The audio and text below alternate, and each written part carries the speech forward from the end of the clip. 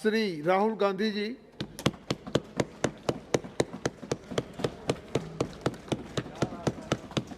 Thank you, Chairman Sir, for allowing me to speak on, Speaker Sir, for allowing me to speak on the presidential address.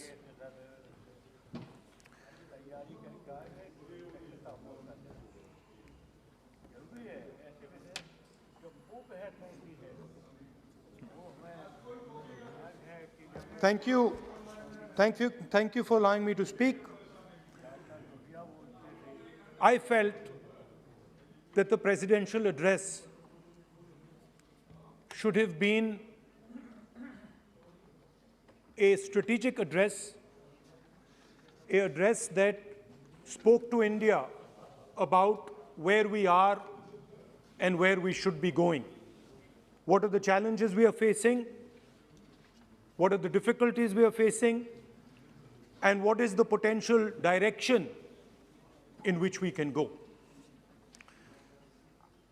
Unfortunately, the presidential address was a long list of things that the government claims to have done, but didn't really contain the deeper strategic issues that we would have liked to see. Also, the presidential address didn't touch a couple of central challenges facing our country. And that's what I would like to discuss today. To me, it seemed that the presidential address was a list of bureaucratic ideas instead of a strategic vision. It looked to me as if it had been constructed not by a vision of leadership, but by a group of bureaucrats who had simply to put something down on paper. So what did the presidential address miss? What did the presidential address not speak about? What did the presidential address hide from the people of India? I think there are three fundamental things that were not spoken about in the presidential address. The first, and what I consider to be the most important, is the idea that there are now two Indias. There is now no longer one India. There are two Indias. One India is for the extremely rich people, for those who have immense wealth, for those who have immense power, for those who do not need a job, for those who do not need water connections, electricity connections, but for those who control the heartbeat of the country. And then another India. Another India. आपके जब नेता बोलेंगे ना, फिर हम भी वो खड़े होंगे उस समय. एक बात करने दीजिए. ये प्रेसिडेंशियल एड्रेस की एक गरिमा होते हैं. जब आपके प्रवक्ता बोले थे, कोई भी नहीं खड़ा हुआ यहाँ तक. इस गरिमा को मद्देनजर ये चर्चा करना चाहिए. नेता सत्ता पक्ष का भी है, नेता विपक्ष का भी है. हमारे नेता भी बोल रहे हैं, समय हमें दिया गया. इस सूची में हम बोल रहे हैं. अगर आप ये चाहें कि हमारे नेता को बोलने में बाधा डाले जाए, तो मौका हमारे भी आएंगे. आपको नेता जब यहाँ बोलने उठेंगे, हम भी इस तरह की बाधा डालेंगे. ये आपको समझा रहे हैं, चेतावनी दे रहे हैं. ऐसा नहीं, हम लोग डरे हुए नहीं है. हम अपना बात रखना चाहते हैं. अधिकार है हमारा. प्लीज नो प्लीज बैठिए, बोलने सभी अध्यक्ष महोदय. And for my friends in the government, I want to make it clear that the spirit of what I'm saying is not one of criticism. The spirit with which I speak is one of discomfort with the state of our country. And the spirit with which I speak is one where I am worried about what is happening to the country. So you must not take it as a criticism. Take it as a citizen of the country who is concerned about what is going on. धन्यवाद। तो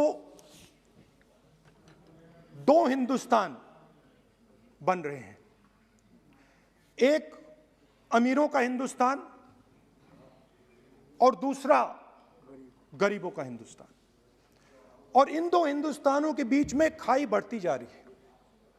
आपने अभी देखा होगा, अभी दो speakers ने बात की, मगर आपने ये नहीं कहा कि रोजगार ढूंढने के लिए उत्तर प्रदेश में, बिहार में रेलवे की नौकरी के लिए वहां पे युवाओं ने क्या किया और क्या हुआ, इसके बारे में आपने नहीं बोला। गरीब हिंदुस्तान के पास आज रोजगार नहीं है। प्रेसिडेंशियल एड्रेस में बेरोजगारी के बारे में एक शब्द नहीं था। और पूरे हिंदुस्तान में आज हिंदुस्तान का युवा रोजगार ढूंढ रहा है। हर स्टेट में, उत्तर प्रदेश, बिहार, सब जगह हिंदुस्तान का युवा एक ही चीज मांग रहा है, रोजगार हमें दे दो। और आपकी सरकार नहीं दे पा रही। आपको मैं आंकड़ा देना चाहता हूं। इस पिछले साल 3 करोड़ युवा रोजगार खोए हैं। आप बात करते हो रोजगार देने की। 2021 में 3 करोड़ युवा रोजगार खोए हैं। 50 साल से सबसे ज्यादा बेरोजगारी आज हिंदुस्तान में है। आपने मेक इन इंडिया की बात की, स्टार्टअप इंडिया की बात की, मगर जो रोजगार हमें, हमारे युवाओं को मिलना चाहिए वो नहीं मिला, और जो था वो गायब हो गया। और ये सच्चाई है, और इस सच्चाई को आप भी पहचानते हो, क्योंकि आपने भी अपने भाषणों में रोजगार के बारे में कुछ नहीं कहा। कितना रोजगार पैदा किया गया है, किस प्रकार किया गया है, उसके बारे में आपने नहीं बोला। और आप बोल भी नहीं पाएंगे, क्योंकि अगर आप बोलेंगे तो हिंदुस्तान का युवा आपकी ओर देख के कहेगा कि ये मजाक कर रहे हैं। तो ये स्थिति पैदा कैसे हुई? ये दो हिंदुस्तान पैदा कैसे हुए?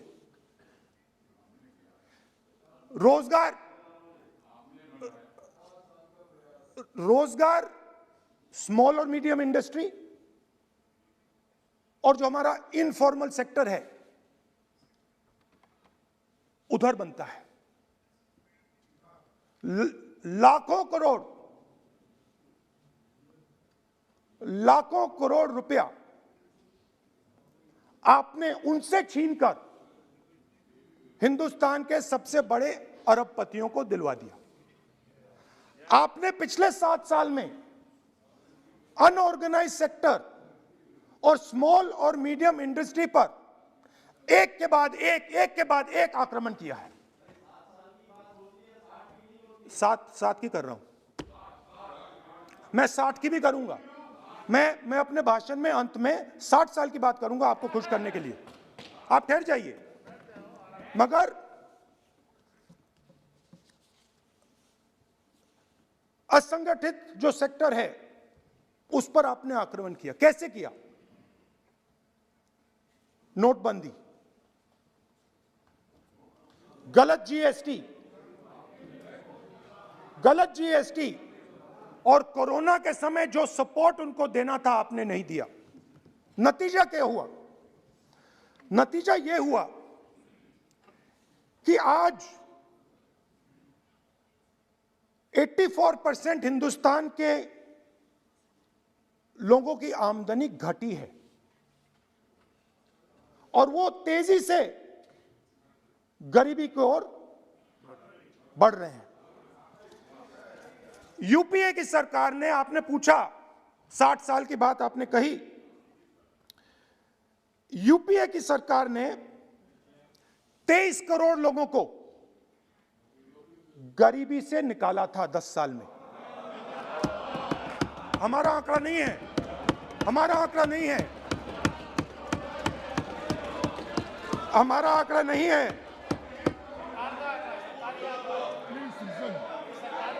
सब जानते हैं। आप हंसिए, हमारा आंकड़ा नहीं है, यह सच्चा आंकड़ा है। 27 करोड़ लोगों को हमने गरीबी से निकाला था और 23 करोड़ लोगों को आपने गरीबी में वापस डाल दिया। Same same same.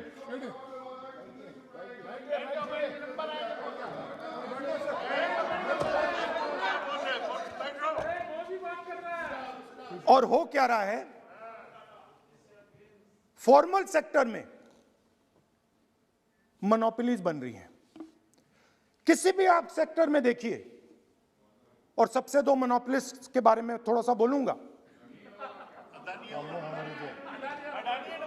उसको वो कोरोना के समय अलग अलग वेरिएंट्स आते हैं ना, डेल्टा, ओमिक्रॉन,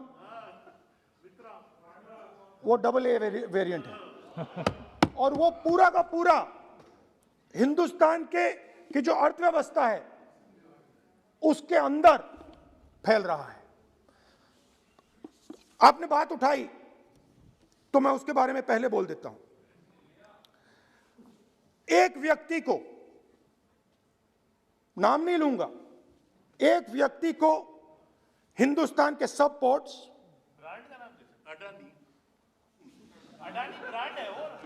ब्रांड, हिंदुस्तान के सब पोर्ट्स, हिंदुस्तान के सब airport, power, transmission, mining, green energy, gas distribution, edible oil, जो भी हिंदुस्तान में होता है उधर अदानी जी दिखाई देते हैं।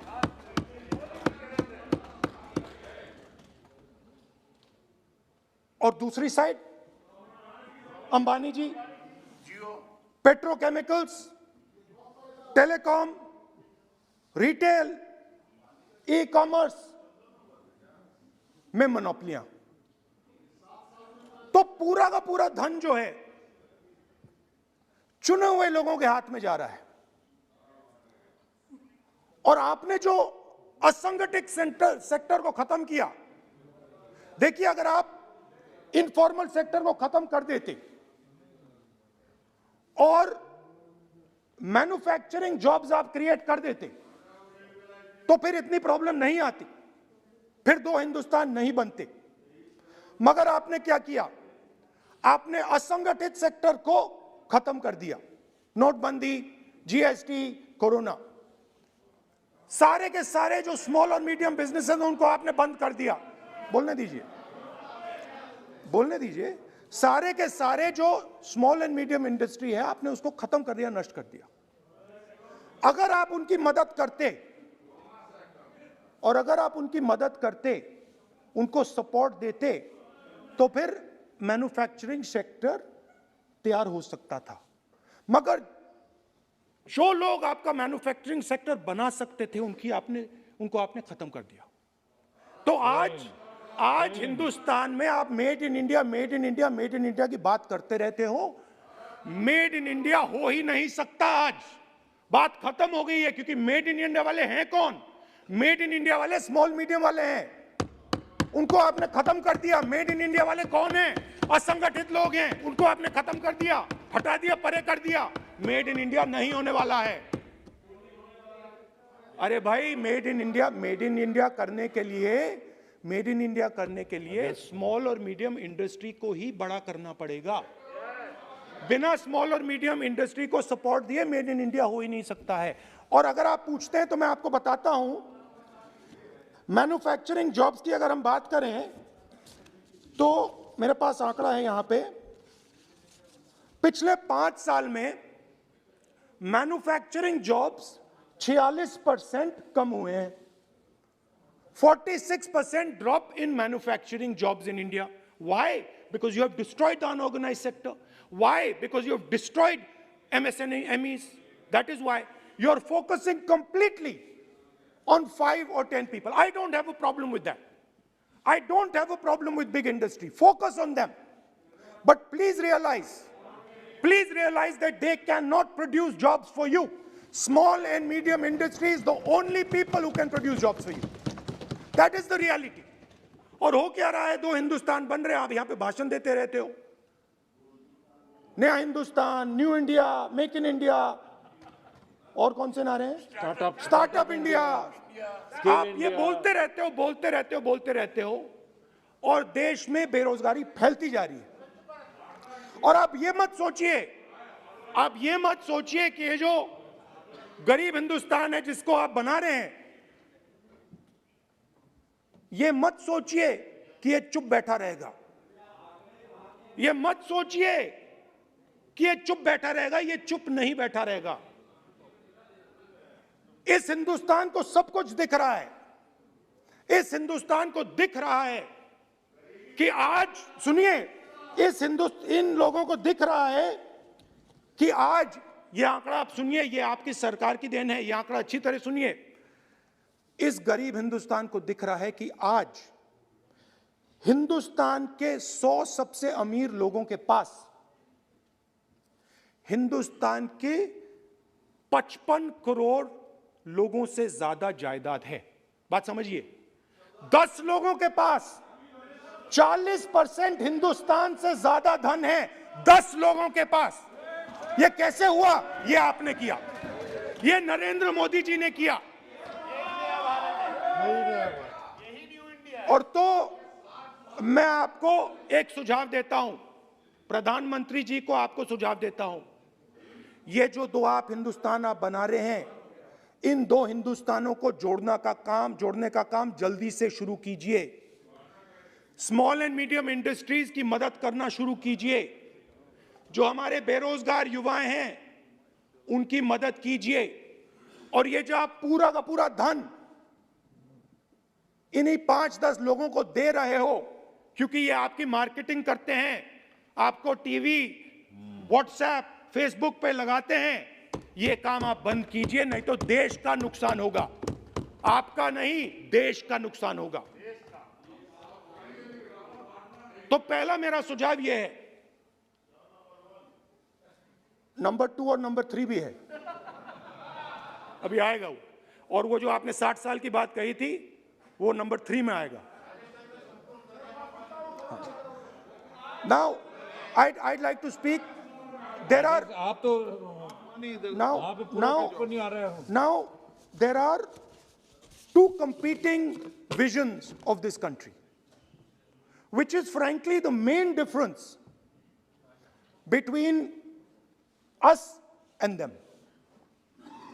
If you read the Constitution of India, you will find, and many of my colleagues who have not read it should look at it, you will find that India is described as a union of states.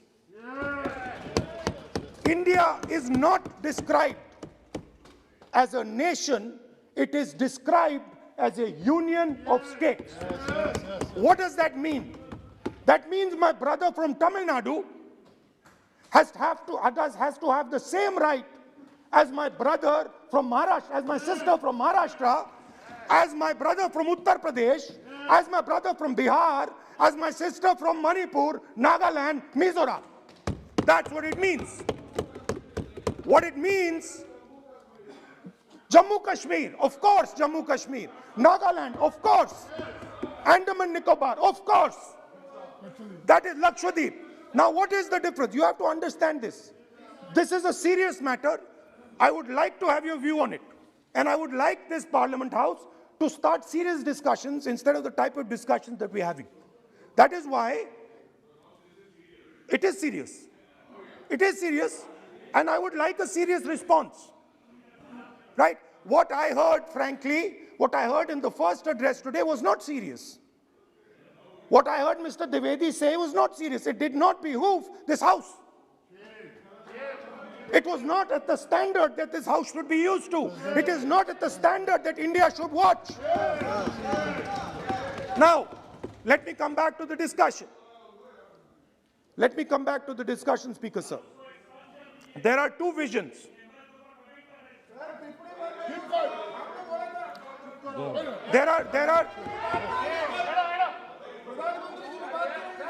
There are two visions of this country. One vision that it is a union of states, meaning it is a negotiation, meaning it is a conversation, meaning I go to my brother in Tamil Nadu and I say, what do you want? And he says, this is what I want. And then he asks me, what do you want? And I say, this is what I want. It is a partnership. It is not a kingdom. Remember that. You will never, ever in your entire life rule over the people of Tamil Nadu. It cannot be done. You will never, ever in your life rule over these other people. Please listen to what I'm saying.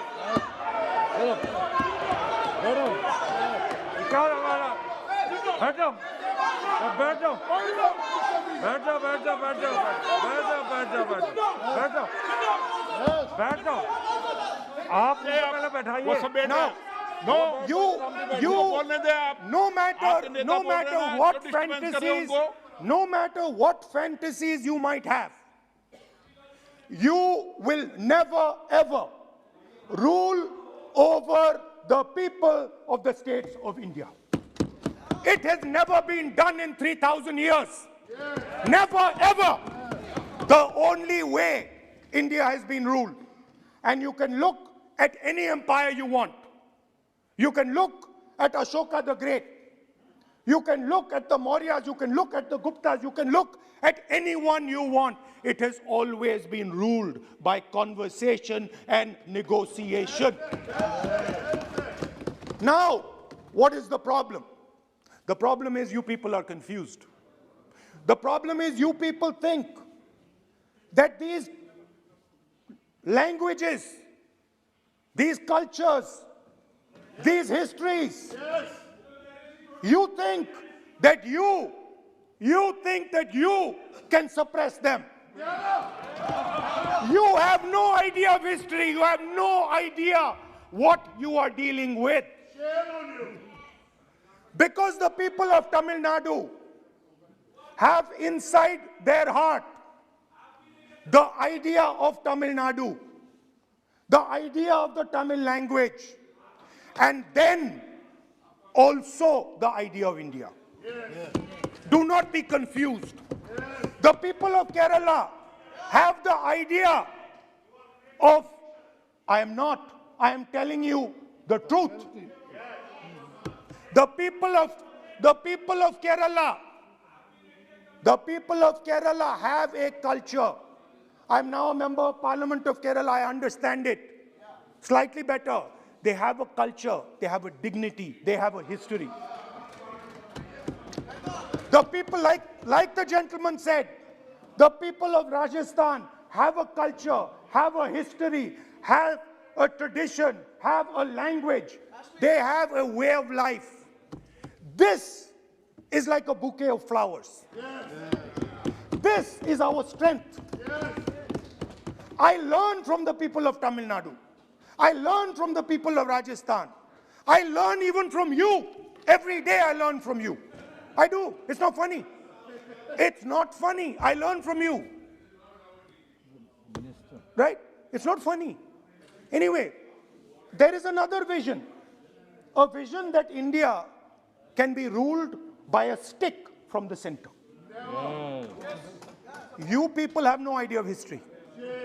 Because every time it has been attempted, that stick has been broken and smashed. Now what is happening as a result of your flawed vision of the country? Two Indias are of course being created. Two Indias are of course being created. Speaker, sir. अध्यक्ष महोदय,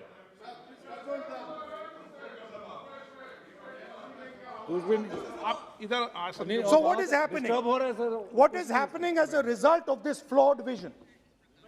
Two Indias, उस पे भी बोलता हूं, उस पे भी बोल देता हूं, मैं उस पे भी बोल देता हूं, मैं इमरजेंसी पे भी बोल देता हूं, कोई प्रॉब्लम नहीं है, मैं बोलने से नहीं डरता हूं, आप उनका मैं डरता नहीं, मैं बोलने से। आप Anyway, so there are two visions. One is a union of states, union of languages, union of cultures, a bouquet of beautiful flowers that can challenge any power in the world. No power in the world has ever been able to challenge this bouquet of flowers. Now, there is another vision, a centralizing vision, the vision of a king.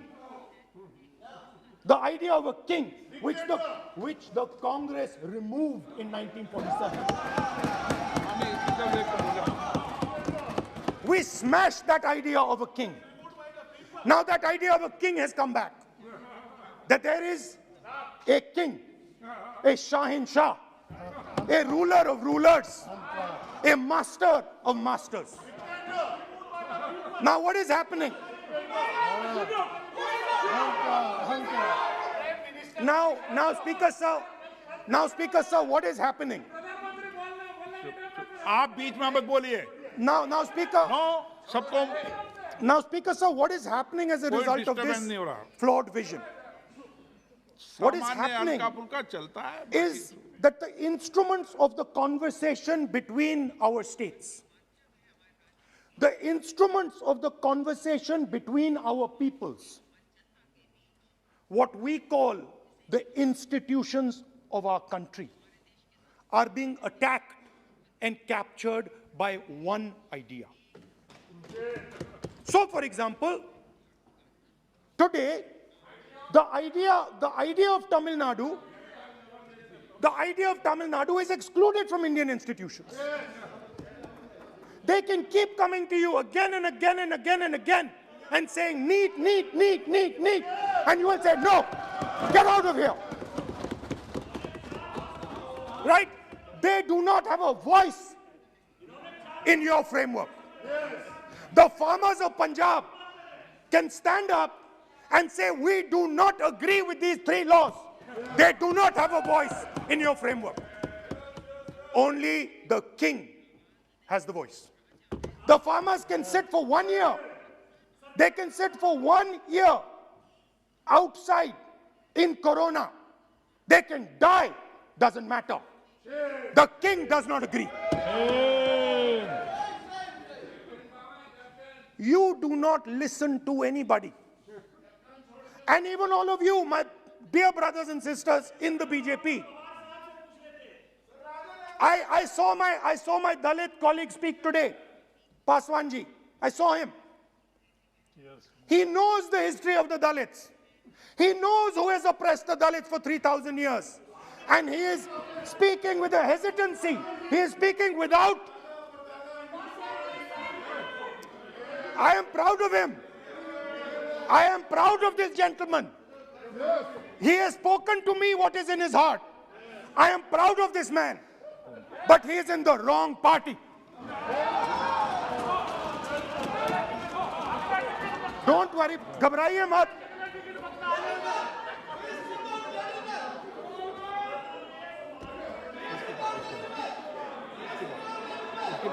नहीं, बीच में नहीं, बीच में नहीं, तो बीच में थोड़ी बोलेंगे, बाद में, no. Look, Speaker sir, I am a democratic person. I will allow him to speak. ये सुनो एक मिनट, ये आप किसी को इजाजत नहीं दे सकते, ये अधिकार मेरा है. प्लीज बैठ जाइए.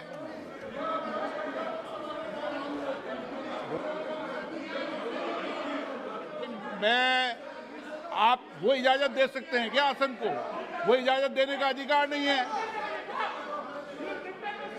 ये ये अधिकार आसन का है, किसको इजाजत देनी है किसको नहीं इजाजत देनी। माननीय राहुल गांधी प्लीज बैठ जाइए, मैं दूंगा आपको मौका, मैं आपको मौका दूंगा।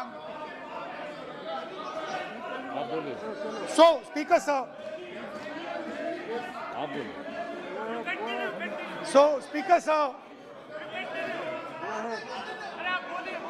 माननीय सदस्य प्लीज बैठिए, मैं आपको मौका दूंगा।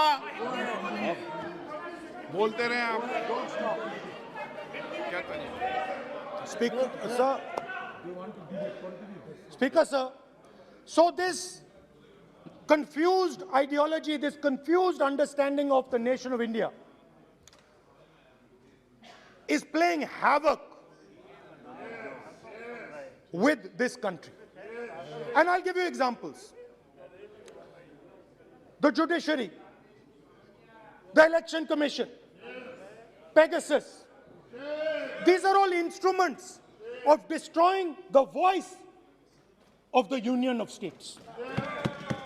When you apply Pegasus on an Indian politician, when the Prime Minister personally goes to Israel and authorizes the use of Pegasus in India, he is attacking the people of Tamil Nadu. He's attacking the people of Assam. He's attacking the people of Kerala. He's attacking the people of Bengal. Point of order. Point of order. 52(1). 352(1). Speaker sir, 352(1) कहता है कि a member while speaking shall not refer to any matter of fact on which a judicial decision is pending. Supreme court में ये pending है sir. और यदि इनको supreme court पर विश्वास है, कोर्ट पर विश्वास है, तो ये अपना फोन जो है जमा करें। पहले ये शामिल हो सर, ये पहले उसके इंक्वायरी में शामिल हो, क्योंकि इनका नाम भी पेगासस में है। सो कॉल्ड ये जो कह रहे हैं, इसीलिए ये पेगासस का नाम नहीं ले सकते सर, ये कोऑपरेट नहीं कर। Now, so what is happening is that a particular organization has captured the institutional framework of the country and is attacking the voice of the different states of this country. And my fear is that you will get a reaction from that voice.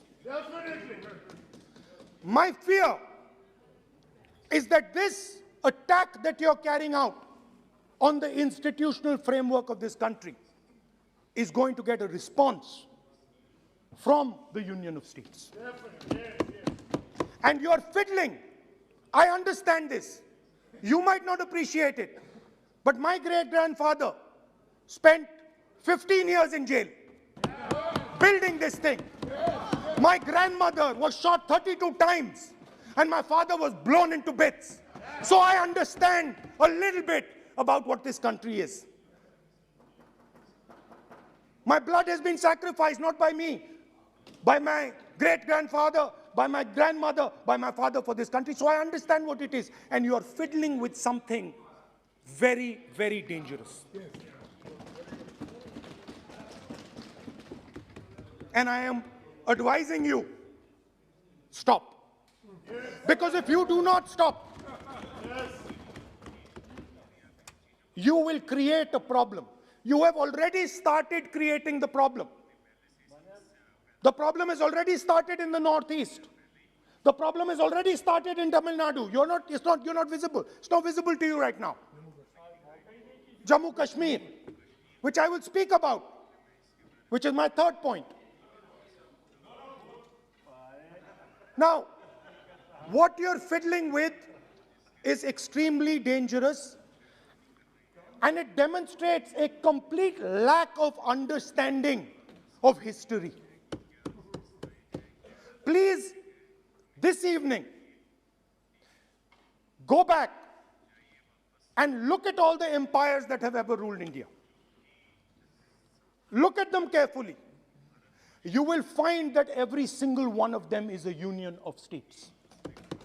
There's not a single empire. There was a reason Ashok used to go and put his pillars everywhere, because it was a union of states where Ashok, the great king, respected everybody. You are disrespecting everybody. Disrespect me, I don't care. It doesn't matter to me. But you cannot disrespect the people of this country. Right. Now, final. And I think one of the more important parts of my speech. Actually, I want to say one other thing, which I demand an apology from the Home Minister. And this represents again the idea of a union of states versus the idea of a king. Now, a few days ago, some political leader, I'm not going to name, came to me from Manipur. And he was very agitated. I spoke to him, I said, why are you agitated, my brother? And he says, Rahul ji, I have never felt as insulted as I have a few days ago. I said, why? He said, Rahul ji, a delegation of Manipuris, political leaders, senior leaders went to see the Home Minister. Outside his house, we were told to take off our shoes. And when we went inside his room, we found that the Home Minister was wearing his chappals. What does this mean? What exactly does this mean? Why is it that in the Home Minister's house, the Home Minister can wear chappals, but a delegation of Manipuri politicians cannot? What does this mean? Why? No, it reflects. नहीं, गलत नहीं बोल रहा हूं. मैं आपको photo दिखा दूंगा, स्पीकर सर, मैं आपको फोटो दिखा दूंगा. मैंने उस व्यक्ति से बोला आप गलत बोल रहे हो. उसने कहा राहुल जी मैं आपको फोटो देता हूं, और फोटो दी उसने मुझे. This is not the way to deal with the people of India. Anyway, now let me come to my final and I think most important point. Go ahead. We are sitting. संस्कृति ये होती है कि वो भी जूते उतारे और आप भी. संस्कृति ये नहीं होती कि वो जूते उतारे आप नहीं. ये पता नहीं कौन सी संस्कृति है आपकी. Anyway, let me finish. Very, very ridiculous argument against the Honorable Home Minister. It's not. And it has touched the religious sensibilities. You have touched the religious sensibilities of all our people. You will decide. Who you will decide? हमारी धार्मिक परंपराओं पर ऐसी टिप्पणियां कर सकते हैं क्या? Mr. Goyal, sit down. Sit down, Mr. Goyal, sit down. Speaker sir, ये भारत के धर्म के ऊपर अटैक कर रहे हैं, भारत की धार्मिक परंपराओं पे अटैक कर रहे हैं, और ये हम सबकी धार्मिक परंपराओं के ऊपर आघात है. चेक कर लूंगा. हमारे घर में भी यही है परिस्थिति. Speaker sir, it reflects a mentality. It reflects a sense that I am bigger than you. You are nobody, I am everybody. That is why I will wear my shoes and you will not. Anyway, going back to the main point. Now, and the final most important point. My understanding is that the RSS and the BJP is playing with the foundations of our country. And they are weakening the foundations of our country. They are weakening the links between our people. They are weakening the links between our languages. Now, they have further weakened the country. They have further weakened the country by ensuring that not a single Indian youngster can get a job. So today, unlike a decade ago, 15 years ago, India is weak. Ask yourselves, why you were not able to get a guest on Republic Day. Ask yourself that question. Don't look surprised. Ask yourself that question. What is happening is that India today is completely isolated. We are completely isolated and surrounded. We are surrounded in Sri Lanka, Nepal, Burma, Pakistan, Afghanistan, China, everywhere we are surrounded. And our opponents understand our position. Please let me speak, because I'm saying something very serious, right? I'm saying something very serious. Let me say it. We have been weakened. The conversation between our people is not taking place. Our institutions are under attack, and we are completely surrounded. The Chinese have a very clear vision of what they want to do. They are very, very clear about what they want to do. And one second, please. The single biggest, you can ask anybody who understands, the single biggest strategic goal of India's foreign policy has been to keep Pakistan and China separate. This is fundamental for India. And what you have done is you have brought them together. Today, do not be under any illusion. Do not underestimate the force that is standing in front of you. Do not underestimate the power that stands in front of us. Do not underestimate it. You have brought Pakistan and China together, and this is the single biggest crime that you could commit against the people of India. China has a clear vision, and I can clearly see, without any confusion in my mind, that China has a plan. China has a plan.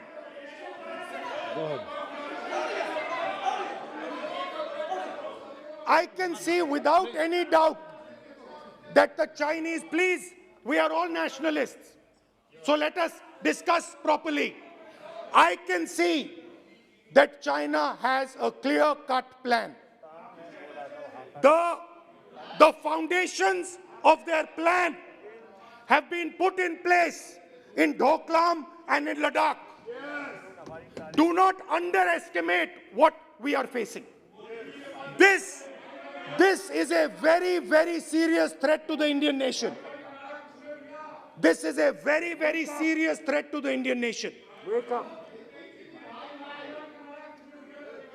We have made huge strategic mistakes in Jammu and Kashmir. We have made huge strategic mistakes in our foreign policy. And if we do not correct those mistakes, what are the mistakes? I have just told you. You have brought China and Pakistan together. You have brought China and Pakistan together. You have taken the concept of two different fronts and converted it into one unified front. And by the way, in case you haven't realized it, in case you haven't understood what's going on, it is very clear that the Chinese and the Pakistanis are planning. Look at the weapons that they are buying. Look at their activity. Look at the way they are talking. Look at who they are speaking to. I am clearly stating in the House of Parliament that we have made a massive blunder, and we need to make sure, absolutely sure, that we can defend ourselves against the Chinese. Please remember what I'm saying, because the Chinese will act. Remember what I'm saying, and remember that you will be responsible for anything that happens. That is why it is important that as a nation, we start this conversation. It is important as a nation that you listen to what we say, because we have experience, we have understanding. You might not think so, but we have people on this side who understand these things, have great understanding. Use us. Use us. I can see that some of you are understanding what I'm saying. I'm happy. I'm happy. I can see. So these are the 3 points I wanted to make today. The nation is now at risk. The nation is at risk. The nation is at risk from outside. From inside. The nation is at risk from inside. And that is a very dangerous place for a nation to be. And I don't like it. I'm very uncomfortable with my nation, with my beloved country standing where it is standing. Completely isolated on the outside, fighting on the inside, institutions captured, states not able to speak to each other. This worries me. It frightens me for my country. And so that is why I thought it was important that I speak today. I know that many of you will just rubbish what I'm saying. I understand it. That's what you've been told to do. And I'm happy to let you do it. But remember what I said. You are putting this nation, this wonderful nation and its people at huge risk. Stop. Thank you. Excellent.